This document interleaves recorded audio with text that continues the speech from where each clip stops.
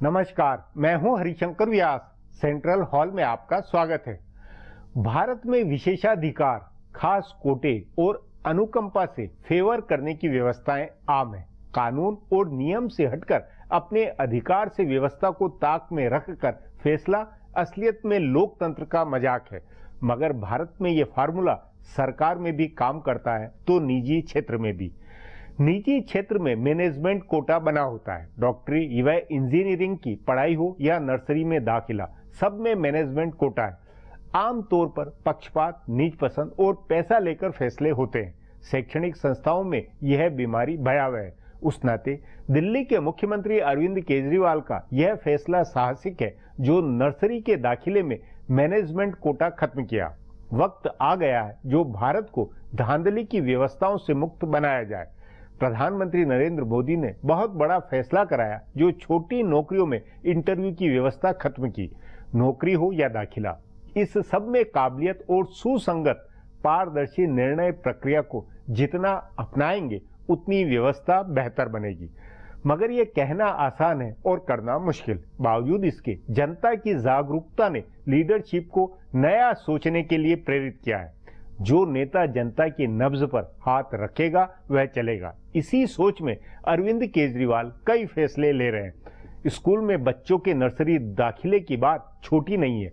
इससे पूरी दिल्ली में यह मैसेज बना है कि मैनेजमेंट कोटे के नाम की धांधली, लूट को खत्म कराने की बड़ी पहल हुई। क्या ऐसा देश के दूसरे मुख्यमंत्री नहीं कर सकते हैं? सभी प्रदेश सरकारों और मुख्यमंत्रियों को सरकारी और निजी क्षेत्र की उन तमाम बातों को खत्म कराना चाहिए जिससे लोगों में बराबरी का समाज बनने का मैसेज बने।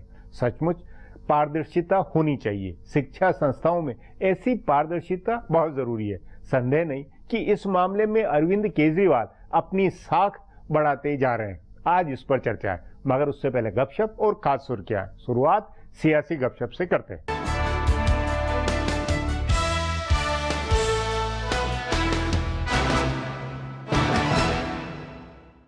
बिहार की ही तरह उत्तर प्रदेश में भी कांग्रेस हाशिए की पार्टी है, लेकिन अल्पसंख्यक वोटों की वजह से उसका महत्व बढ़ गया है। तभी बसपा के नेता कांग्रेस के साथ तालमेल की संभावना देख रहे हैं। उनका मानना है कि कांग्रेस से तालमेल हो जाए तो उत्तर प्रदेश में पार्टी क्लीन स्वीप करेगी, लेकिन मायावती के डर से वे खुलकर इसकी वकालत नहीं कर रही हैं। अल्पसंख्यक वोटों की चिंता में ही बसपा के प्रदेश अध्यक्ष स्वामी प्रसाद मौर्य ने सफाई दी है कि चुनाव के बाद भाजपा के साथ तालमेल नहीं होगा। बसपा ने पहले इतनी बार भाजपा के साथ तालमेल किया है कि उसे हर बार ये सफाई देनी होती है। इसके बावजूद कई नेता मान रहे हैं कि अगर पार्टी अकेले लड़ेगी तो वो अल्पसंख्यकों को भरोसा नहीं दिला पाएगी और तब अल्पसंख्यक वोट सपा, बसपा और कांग्रेस तीनों में बढ़ सकते हैं। सपा ने पहले ही ऐलान कर दिया है कि वो अकेले चुनाव लड़ेगी। भाजपा भी अकेले लड़ने का ऐलान कर चुकी है। ज्यादा से ज्यादा उसका तालमेल अजीत सिंह की राष्ट्रीय लोकदल से हो सकता है। अपना दल पहले से उसके साथ है। ऐसे में कांग्रेस और बसपा के साथ आने की संभावना बढ़ गई है। बसपा के नेता मान रहे हैं कि कांग्रेस से तालमेल कर लेने पर अल्पसंख्यक मतदाताओं में कोई कंफ्यूजन नहीं रह जाएगा। अगर उत्तर प्रदेश के लिए दोनों के बीच तालमेल होता है तो पंजाब में भी दोनों साथ लड़ेंगे। पंजाब के बसपा अध्यक्ष अवतार सिंह करीमपुरी पहले ही इसका संकेत दे चुके हैं।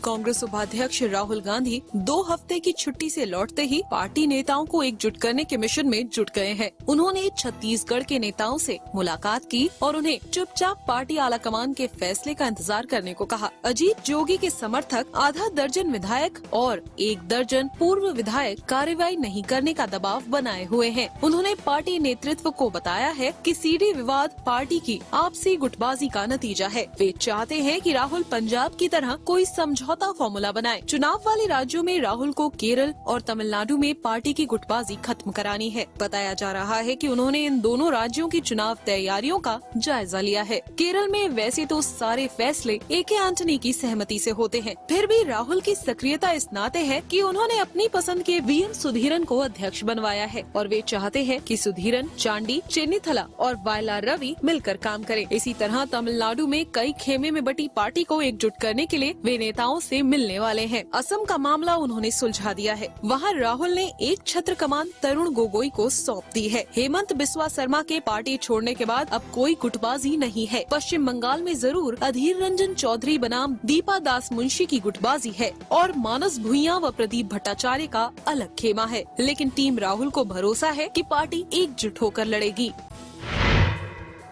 रेल किराए में आखिरी बार दिनेश त्रिवेदी ने मामूली बढ़ोतरी की थी, जिसके बाद ममता बनर्जी ने उनको रेल मंत्री से हटा दिया था। उससे पहले नीतीश कुमार ने सुरक्षा अधिभार लगाकर किराए में बढ़ोतरी की थी, जिससे रेलवे की सेहत में ऐतिहासिक सुधार हुआ था। उसके बाद अब लग रहा है कि इस बार सुरेश प्रभु रेल किराए में बढ़ोतरी करेंगे। उन्होंने 7वें वेतन आयोग की सिफारिशों को लागू करने के लिए वित्त मंत्रालय से 32,000 करोड़ रुपए मांगे थे, लेकिन वो रकम उन्हें नहीं मिली है। दूसरे, उन्होंने छोटे छोटे उपाय करके पैसे जुटाने की जो कोशिश की है उससे ज्यादा फायदा नहीं हुआ है। इसलिए कहा जा रहा है कि यात्री और माल भाड़ा बढ़ाने के सिवा उनके पास कोई चारा नहीं है। इससे पहले उन्होंने रेलवे की आमदनी बढ़ाने के लिए कई उपाय किए। उन्होंने प्लेटफॉर्म टिकट के दाम बढ़ा दिए। 5 से 12 साल के बच्चों के लिए आधी टिकट की व्यवस्था को खत्म कर दिया। अब 5 साल से ऊपर के बच्चे के लिए पूरी टिकट लेनी होती है। उन्होंने टिकट कैंसिल करने को भी महंगा किया और रेलवे पूछताछ के लिए 139 नंबर पर फोन करना भी अब महंगा हो गया है। इन उपायों से रेल यात्रा महंगी हुई है, लेकिन रेलवे की कमाई और खर्च का अंतर यानी परिचालन अनुपात ठीक नहीं हुआ है, उल्टे लगातार बिगड़ता जा रहा है। तभी माना जा रहा है कि इस बार रेल किराए में बढ़ोतरी होगी। अब आज की सुर्खियां ये लीक से कुछ हटकर है और इनसे देश की दशा दिशा को बूझ सकेंगे।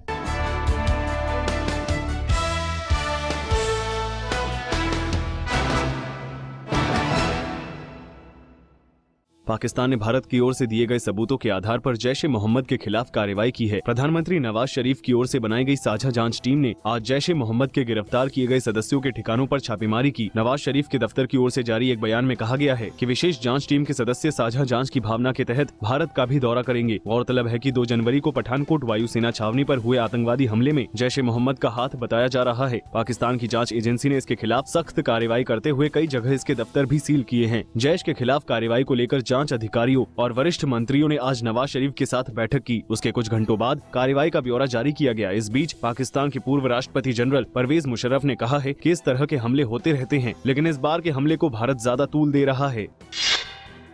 भारत को नुकसान पहुंचाने वालों को उतना ही दर्द देने के रक्षा मंत्री मनोहर पर्रिकर के बयान के बाद सेना प्रमुख जनरल दलबीर सिंह सुहाग ने कहा है कि भारतीय सेना किसी भी अभियान के लिए तैयार है। हालांकि उन्होंने साथ ही ये भी कहा कि वे रक्षा मंत्री के बयान पर टिप्पणी नहीं करना चाहती हैं। जनरल सुहाग ने पठानकोट में वायुसेना की छावनी पर हुए हमले के बारे में कहा कि इससे निपटने के अभियान में सैन्य बलों के बीच तालमेल की कोई कमी नहीं थी और एकजुट होकर अभियान चला था। 6 आतंकवादियों से निपटने के अभियान के 80 घंटे तक चलने के बारे में पूछे जाने पर सेना प्रमुख ने कहा कि ये कोई आसान अभियान नहीं था। उन्होंने कहा कि सैन्य बलों को लोगों की जान बचानी थी, इसलिए उन्हें ज्यादा समय लगा।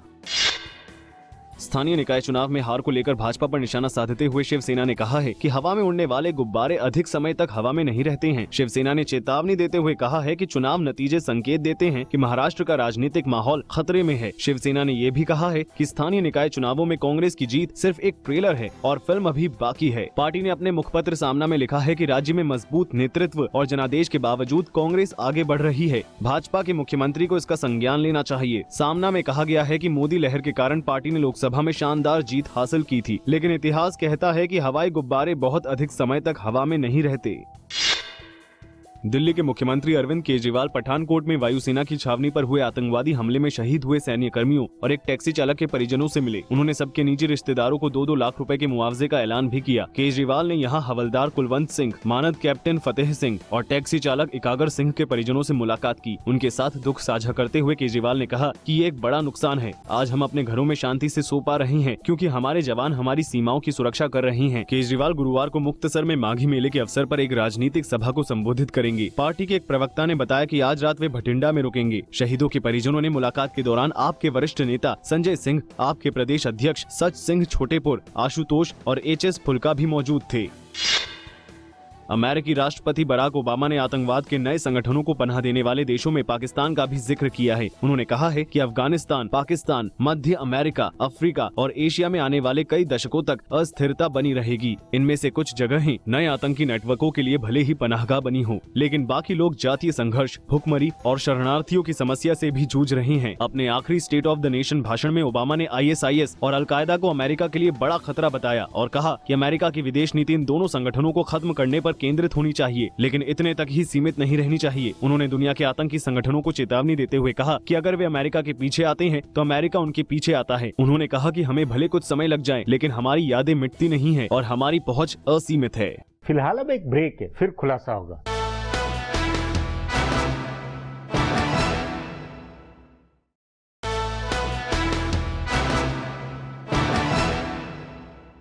स्कूल में दाखिला अखिल भारतीय समस्या है। नर्सरी से लेकर उच्च शिक्षा के सभी पायदानों में दाखिला समस्या होता है। इसमें भी उतनी ही धांधली, सिफारिश, पैसे का लेन देन या कि भ्रष्टाचार है जितना नौकरी के मामलों में। सो जरूरी है कि जैसे प्रधानमंत्री नरेंद्र मोदी ने छोटी नौकरियों में इंटरव्यू को खत्म किया, वैसे और भी कदम उठे। इस पर आगे चर्चा करें, उससे पहले देखें मेरा यह खुलासा।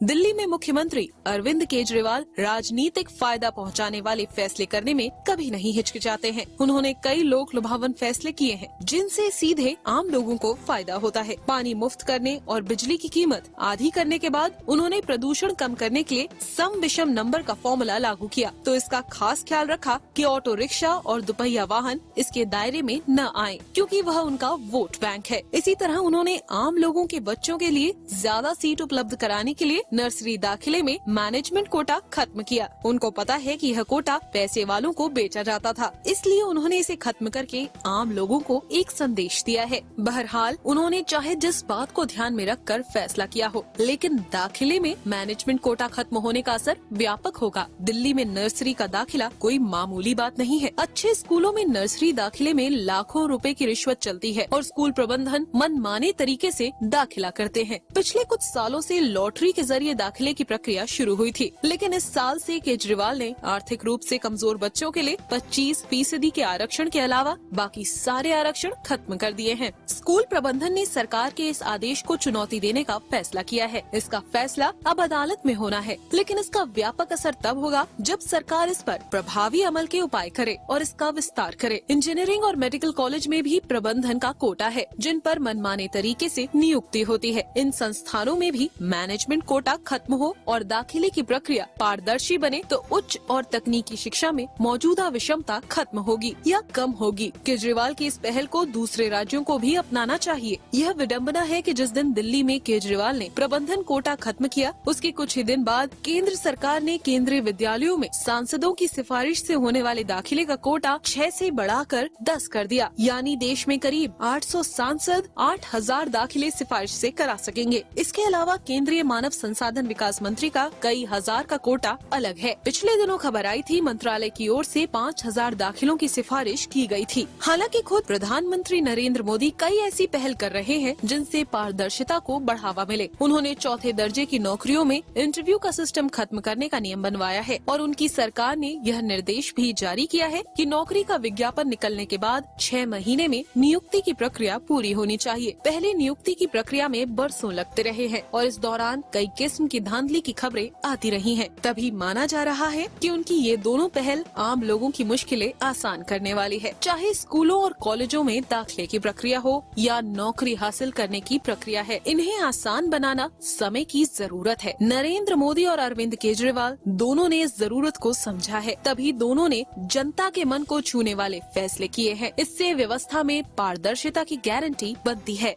अब एक ब्रेक है, उसके बाद व्यवस्था को पारदर्शी बनाने की जरूरत पर चर्चा करेंगे।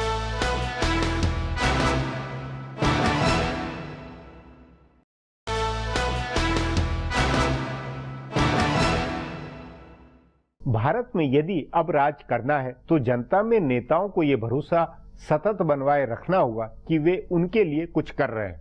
छोटी छोटी बातों से बड़ा मैसेज जाता है। उसमें दिल्ली के अरविंद केजरीवाल जो कर रहे हैं उसे दूसरे मुख्यमंत्रियों को भी अपनाना चाहिए, जैसे शैक्षणिक संस्थाओं में मैनेजमेंट कोटे को खत्म करना। इस पर चर्चा के लिए आज मेरे साथ वरिष्ठ पत्रकार विनीत नारायण।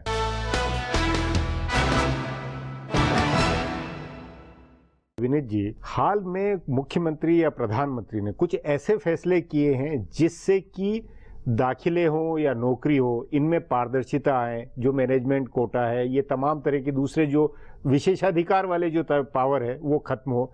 ये सिलसिला किस कारण है और इस सिलसिले का क्या मतलब है? दो तरह के इंस्टीट्यूशंस देश में हैं, एक सरकारी क्षेत्र के, एक निजी क्षेत्र के। जहां तक सरकारी क्षेत्र का सवाल है, वहां तो कोटा का कोई मतलब बनता ही नहीं है, क्योंकि सरकार जनता के धन से चलती नहीं, है। लेकिन वहाँ मुख्यमंत्री और इनके विशेषाधिकार अलग है, डिस्क्रिशनरी पावर है। हाँ। वहां तो उसका कोई कारण बनता ही नहीं है, क्योंकि संविधान में समानता का अधिकार एक हमारा मूलभूत अधिकार है। चाहे वो नौकरी का मामला हो, चाहे दाखिले का मामला हो, चाहे अस्पताल में बेड आरक्षित करने का मामला हो, कहीं कोई विशेष श्रेणी नहीं बनती डिस्क्रिशन की मुख्यमंत्रियों के लिए या जिनके भी हाथ में सत्ता है उनके लिए। लेकिन निजी क्षेत्र को लेकर एक प्रश्न जरूर खड़ा हो जाता है। उदाहरण के तौर पर शिक्षा का क्षेत्र ले लीजिए। आज शिक्षा के क्षेत्र में मैनेजमेंट ने तमाम तरह की कैटेगरीज बनाकर कोटा बना रखे हैं। इतनी हास्यास्पद कैटेगरीज है। आपके माता पिता को गाना आता है क्या, आप शाकाहारी मांसाहारी हैं क्या, आपके माता पिता सिंगल हैं कि डबल है वगैरह, आपके घर में बूढ़े माँ बाप, क्या क्या, मतलब कोई भी बहाना। वो सब बहाने के पीछे पैसा लेकर कैपिटेशन फीस लेकर दाखिला करवाना है। इसी पॉइंट पे मैं आ रहा था व्यास जी। क्या भारत सरकार या प्रांत सरकारों के पास इतना धन है कि वो शिक्षा की माकूल व्यवस्था पूरे देश में कर सके?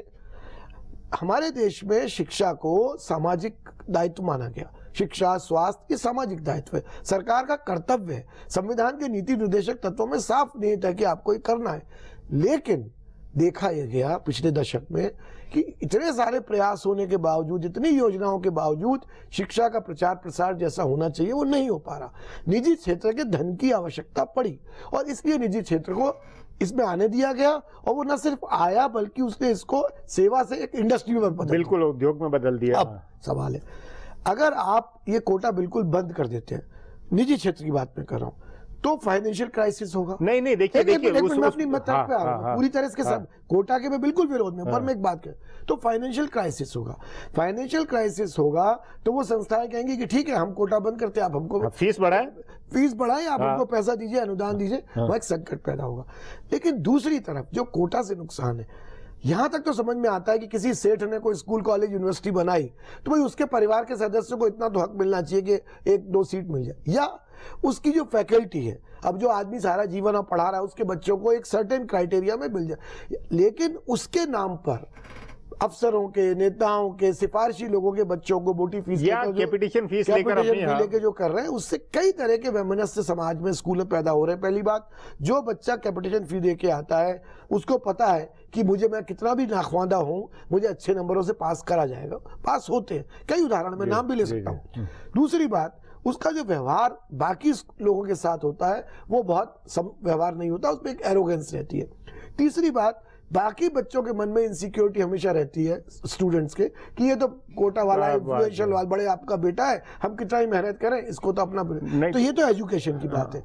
इसी तरह नौकरी में आप सोचिए, जिस देश में चपरासी की 132 नौकरी के लिए 22 लाख आवेदन आ रहे हो और बीटेक और एमबीए और इस तरह की डिग्री लेके भी लोग अप्लाई कर रहे हो, उस देश में आप लोगों को ईमानदारी से नौकरी भी नहीं देना चाहते। वही उसी में उस कारण प्रधानमंत्री नरेंद्र मोदी ने उन नौकरियों के लिए, छोटी नौकरियों के लिए इंटरव्यू की व्यवस्था खत्म की।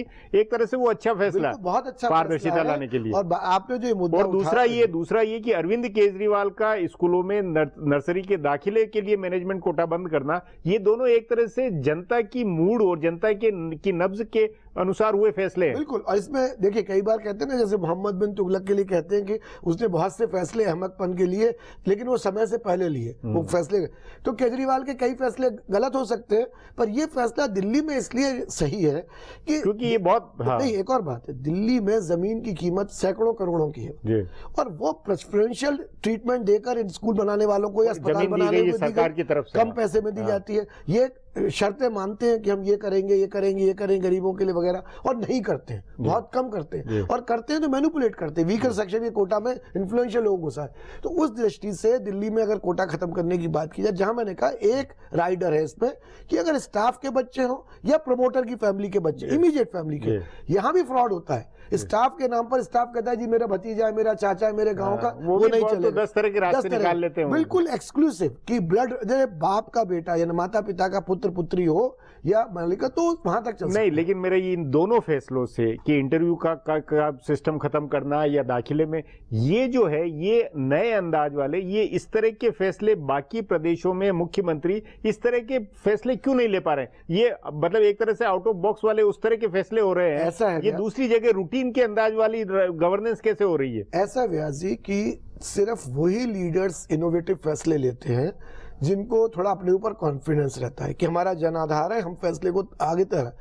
बाकी लोगों की स्थिति ये है कि अभी तक जो ढर्रा चल रहा है उसमें कमाई का धंधा है। सत्ता में आने के पहले आप कुछ बोलते हैं, सत्ता में जाने के बाद आप कुछ करते हैं, वो चल रहा है। पर अच्छी बात यह है कि आज जो कम्युनिकेशन टेक्नोलॉजी आई है, जो टेलीविजन आया है, जो इंटरनेट है, जो एसएमएस है, जो व्हाट्सएप, इन सब से इतनी अवेयरनेस फैलती जाए। आज आप युवाओं की जागरूकता देखिए ना। हाँ, तो उसलिए तो ये लोग भी, मतलब ये बाकी मुख्यमंत्रियों को भी वो समझना तो चाहिए कि भाई जनताओं की और अब इस प्रोग्राम के माध्यम से कह सकते हैं कि हर प्रांत के युवाओं को इस बात के लिए दबाव बनाना चाहिए अपनी भी सरकारों के ऊपर कि नौकरियों में और स्कूल और कॉलेजों के दाखिलों में और किसी में ही प्राथमिकता केवल मेरिट हो, केवल मेरिट हो। ये इसका आग्रह बढ़े तो अपने आप चीजें बेहतर हो जाएगी। जी। जी विनीत जी, बातचीत को यहीं समाप्त करेंगे। प्रोग्राम में आने के लिए बहुत बहुत धन्यवाद। हमारा प्रोग्राम अब यहीं खत्म होता है। आग्रह है प्रोग्राम पर अपनी राय hsvyas@nayaindia.com पर ईमेल करके बताएं या hsvyas@Twitter और Facebook/नया इंडिया न्यूज़पेपर पर जाहिर करें। अब कल फिर मिलेंगे इसी चैनल पर इसी समय।